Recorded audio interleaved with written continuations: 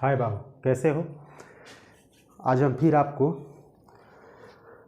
हम आपको स्पेशल चीज़ कुछ मतलब हम आपको आज टेंस बताने जा रहे हैं। देखो बाबू, बहुत कम समय में मैं आपको टेंस समझाने की कोशिश करूँगा। देखिए, अंग्रेज़ी में कहा जाता है कि 3 चीज़ें बहुत इंपॉर्टेंट। अगर आपको टेंस समझ में आती है तो अंग्रेज़ी का कोई भी पार्ट समझ में आ जाएगा। अगर आपको सेंटेंस समझ में आता है तो कोई भी ग्रामर का पार्ट समझ में आ जाएगा। यानी 3 चीज़ें सबसे इंपॉर्टेंट हैं, टेंस, सेंटेंस और सेंस। एक अपना सेंस होना चाहिए। तो टेंस हम आपको बहुत कम समय में समझाने की कोशिश करेंगे कि टेंस क्या है। ये इस पर बहुत सारा प्रॉब्लम होता है और जब तक आप इसको ठीक से नहीं सीख पाइएगा तब तक आगे कुछ नहीं कर पाइएगा। तो बहुत कम समय में, और इसको मैं फिर डिटेल से भी ले जाऊंगा। मैं इसका ग्रामर भी बताऊंगा जो आपके किसी भी कॉम्पिटिटिव एग्जामिनेशन में कॉमन एरर पूछा जाएगा, सेंटेंस इंप्रूवमेंट पूछा जाएगा, उसमें भी ये काम आएगा। और मैं आपको इसका ट्रांसलेशन भी सिखाऊंगा कि जब आप अंग्रेजी बोलना सीखें या फिर उस सेंटेंस को अंग्रेजी से हिंदी में बनाना हो, हिंदी से अंग्रेजी में बनाना हो तो कैसे उसको ट्रांसलेट करें, ये भी हम आपको सिखाएंगे। तो बहुत कम समय में मैं आपको आज टेंस समझाने की कोशिश करूँगा।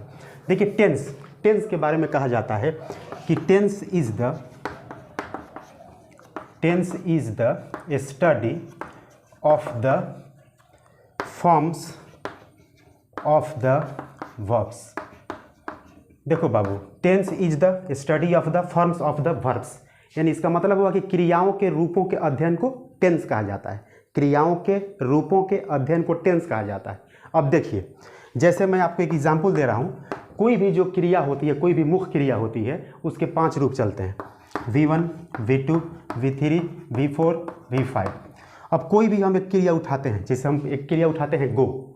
अब गो जो है अपने पहले फॉर्म में है, इसका दूसरा फॉर्म होगा वेंट, इसका तीसरा फॉर्म होगा गॉन, इसका चौथा फॉर्म होगा गोइंग, इसका 5वां फॉर्म होगा गोज। तो बाबू, अब इस पर हमें ये गौर करना है कि पहला फॉर्म गो है, दूसरा फॉर्म वेंट है, तीसरा गॉन है, चौथा गोइंग है, 5वां गोज है। कहाँ गो लगेगा, कहाँ वेंट लगेगा, कहाँ गॉन लगेगा, कहाँ गोइंग लगेगा, कहाँ गोज लगेगा। जब इसी को हम सीखेंगे, जब इसी को सीखते हैं तो उसको हम टेंस कहते हैं।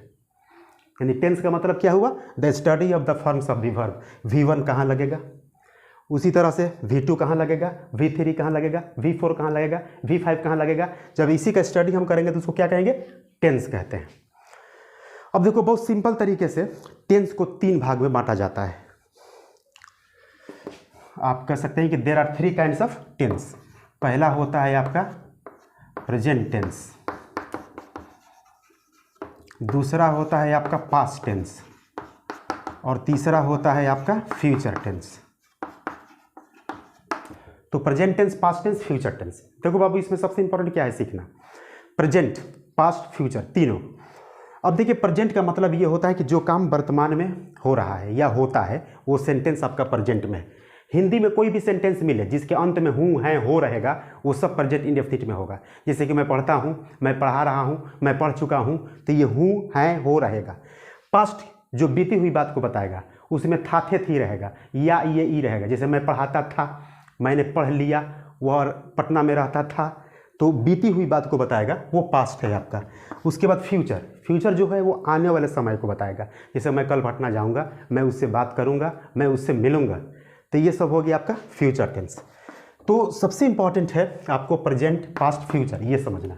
जो 4 पार्ट है तीनों के 4 पार्ट हैं, यानी टोटल आपके सामने 12 टेंसेज होंगे।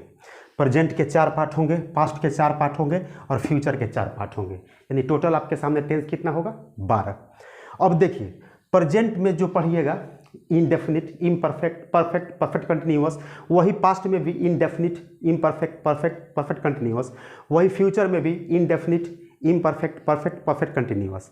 जैसे प्रेजेंट, जैसे मैंने आपको बताया कि प्रेजेंट को हमने 4 भाग में बांटा। जैसे मान के चलिए कि किसी ने कहा कि there are 4 kinds of present tense, there are 4 kinds of present tense, there are 4 kinds of present tense.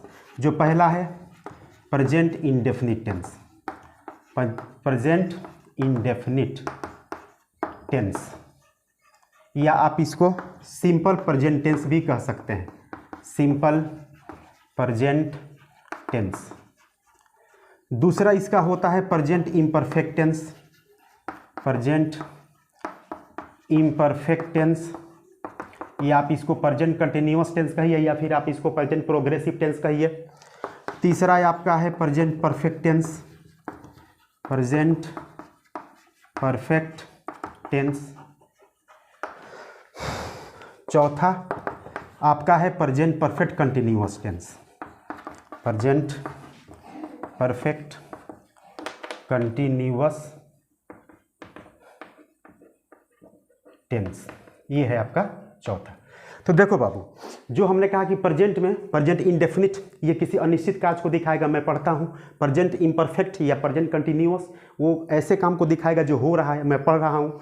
Present perfect tense, वो ऐसे काम को दिखाएगा जो वर्तमान में खत्म हो गया है, समाप्त हो गया है, मैं पढ़ चुका हूँ। प्रेजेंट परफेक्ट कंटिन्यूअस, ये वैसे कार्य को बताएगा जो पहले से होता आ रहा है, अभी भी जारी है, जिसे मैं सुबह से पढ़ा रहा हूँ। उसी तरह से अब जो पास्ट है, अब ये सारे प्रेजेंट हटाकर सबके जगह पर आप पास्ट कर दीजिए। अब सबके साथ आप क्या जोड़ देंगे? पास्ट। सबके साथ आप जोड़ देंगे पास्ट, यानी पास्ट इंडेफिनिट टेंस या सिंपल पास्ट टेंस, ये कह सकते हैं आप simple past tense, past imperfect tense, past perfect tense, past perfect continuous tense.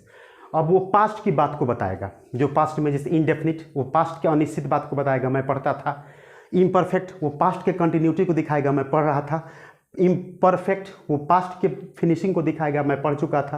Perfect continuous, वो पास्ट में दिखाएगा कि कोई काम होते आ रहा था, मैं 10 बजे से पढ़ता आ रहा था, तो पास्ट में। अब यही चीज़ अब जब फ्यूचर में चलिएगा तो फ्यूचर कर दीजिए यहाँ पर। अब बाकी सब सेम रहेगा, फ्यूचर इंडेफिनिट टेंस, चाहे सिंपल फ्यूचर टेंस कर दीजिए, सिंपल फ्यूचर टेंस। फिर यहाँ भी फ्यूचर जोड़ दीजिए, फिर यहाँ भी फ्यूचर जोड़ दीजिए, फिर यहाँ भी फ्यूचर जोड़ दीजिए, यानी future, future indefinite tense, future imperfect tense, future perfect tense, future perfect continuous tense. यानी उधर का आपका इंडेफिनिट, इम्परफेक्ट, परफेक्ट और परफेक्ट कंटिन्यूअस कहीं से नहीं बदल रहा है, वो सबके साथ सेम है, बराबर है।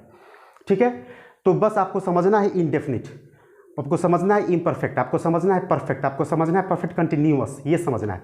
प्रेजेंट तो आप समझ गए, प्रेजेंट जो किसी भी काम को प्रेजेंट में वर्तमान में बताएगा, उसके सेंटेंस के अंत में हूँ, है, हो रहेगा, मैं पढ़ता हूँ, पढ़ रहा हूँ, पढ़ चुका हूँ। पास्ट वो बीते हुए समय को बताएगा, मैं जैसे मैं कल पटना गया था, तो ये बीते हुए समय को बताएगा। फ्यूचर जो है आने वाले समय को बताएगा, मैं पढ़ूंगा, मैं तुमसे मिलूंगा। तो जब गागेगी होगा तो फ्यूचर टेंस है, जब थाते थी होगा तो पास्ट टेंस है, जब हूँ है हो रहेगा तो प्रेजेंट है। लेकिन सबके साथ एक ही बात होगी, indefinite, imperfect, perfect, perfect continuous, ये तीनों एक ही, चारों साथ। यानी एक टेंस के 4 भाग, यानी 4 के 12, टोटल आपके 12 टेंसेज हैं। अब इसमें कोई दिक्कत होगा तो आप ज़रूर पूछिएगा। अब अलग अलग पार्ट वाइज हम आपको बताएंगे कि प्रेजेंट इंडेफिनिट टेंस कैसे बनता है, उसका ट्रांसलेशन भी बताएंगे, उसका ग्रामर भी बताएंगे, उसका ट्रांसलेशन आपको सिखाएंगे कि आप उस पर स्पोकन इंग्लिश का ट्रांसलेशन कैसे बना सकते हैं, और उसके साथ साथ हम उसका ग्रामर भी बताएंगे कि आप उसका ग्रामर, मतलब जब मैं आपको बताऊं तो उसके किसी भी तरह के कॉम्पिटिटिव एग्जामिनेशन में बैठें तो उसके ग्रामर से कोई भी क्वेश्चन आए, कॉमन एरर आए, सेंटेंस इंप्रूवमेंट आए, तब कैसे ईजिली आप बना सकें। तो जय हिंद बाबू। आप अगर नए हैं तो चैनल को सब्सक्राइब जरूर कीजिएगा और बेल आइकन को जरूर दबाइएगा।